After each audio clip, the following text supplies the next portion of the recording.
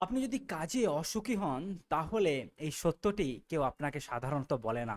কারণ সবসময় মানুষ চাকরিটাকেই দোষী সাব্যস্ত করে। বরং আপনি যদি নিজের শক্তিকে ঠিকভাবে কাজে লাগাচ্ছেন কিনা, সেটাই হচ্ছে মূল ব্যাপার। কারণ আমি একসময় একটি চাকরিতে খুবই দুঃখী ছিলাম, এবং যেটা আমি একদিন ভালোবাসতাম। নতুন বস, নতুন সমস্যা, কিন্তু শান্তি বলতে কিছুই ছিল না। কিন্তু আমি ভাবছিলাম সবচেয়ে ভালো হবে যদি আমি চাকরিটা ছেড়ে দিই, এবং সেটাই আমার কাছে একমাত্র উপায়। কিন্তু তার বদলে আমি নিজের উপরে একটা কাজ শুরু করলাম। আমার চিন্তা, আমার আবেগ এবং আমার বিশ্বাসের উপর আমি একটা কাজ শুরু করলাম, যেটাকে বলা হয় ইন্টারনাল ওয়ার্ক। আমি হতাশা থেকে কৃতজ্ঞতায়, ভয় থেকে বিশ্বাসে পরিবর্তন করলাম।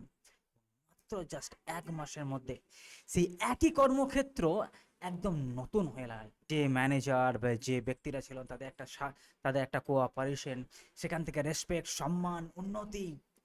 এর পিছনে কারণটা হচ্ছে আমি সেখান থেকে পালিয়ে যাইনি।